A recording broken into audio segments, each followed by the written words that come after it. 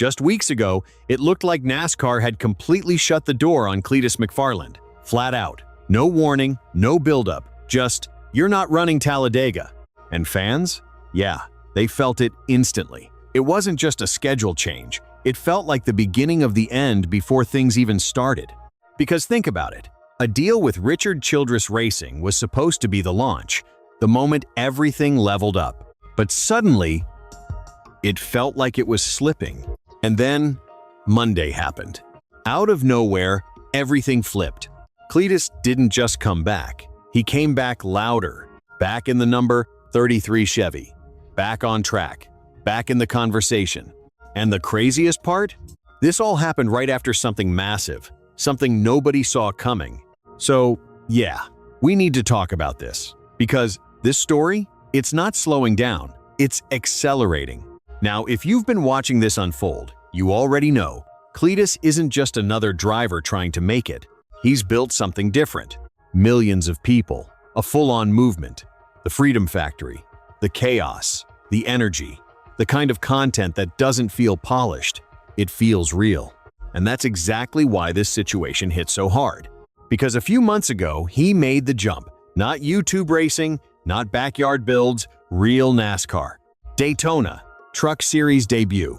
Then boom, the deal with RCR. 3 races a year, 2 seasons. One of the biggest teams in the sport. That's not a test run. That's pressure. And then came Rockingham. And yeah, it wasn't clean. Started deep in the field, spun more than once, brought out caution, lost laps. It looked messy. But here's what most people missed. He finished. Car intact, race complete, no quit. For a rookie stepping into that level, that matters more than people want to admit. So, naturally, the next step felt obvious. Talladega. Big track, big speed, big moment. But this is where everything broke. Just 3 days later, it was gone. Canceled. Pulled. And when Cleetus told his millions of fans, you could feel the shift. Because this wasn't hype anymore. This was reality hitting back. Now here's where it gets uncomfortable. Because NASCAR didn't hide. John Probst basically said, yeah, we like him. We watch him. We respect what he's built. But they want more. More control. More consistency. More proof. And that one line, that's where the doubt crept in. Because suddenly, it wasn't about popularity anymore. It was about survival. And then Steve O'Donnell backed it up. Race by race. Evaluation. No guarantees. Translation?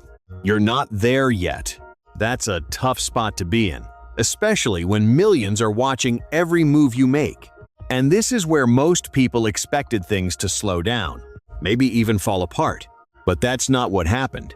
Because right after getting shut down, Cleetus did something nobody expected. He leveled up. Massively. He signed a multi-year deal with Polaris Inc. Yeah, that Polaris. Billion-dollar brand, global presence, serious weight behind it. And they didn't hesitate. They didn't wait and see. They jumped in. Because to them, this wasn't about lap times. It was about influence, energy, authenticity, a connection you can't fake. And suddenly, the narrative changed again. Because while one door closed, another one didn't just open, it exploded. And that's the part nobody is really talking about. Because this isn't just a racing story anymore. It's bigger. It's about what matters more. Results or reach? Skill or impact? And just when things couldn't get more unpredictable, Monday dropped the next twist. Cleetus goes live.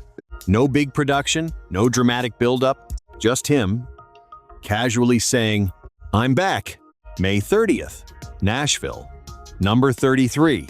And just like that, he's right back in it. But this is where things get interesting. Because Nashville, that's not an easy reset.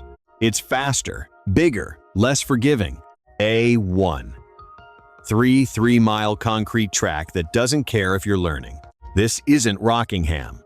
This is a step up. And maybe that's exactly why NASCAR said yes. Not too safe, not too dangerous. A test. A real one. Because if he performs here, everything changes.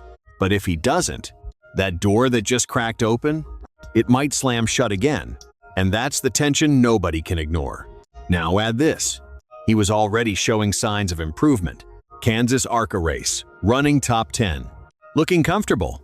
And then, engine failure. Done, just like that. But even then, no frustration, no meltdown. Just, I had a blast. That mindset, that's dangerous in the best way. Because it means he's not going anywhere. Fans see it too. Some are excited. Some are worried. Some are already predicting disaster.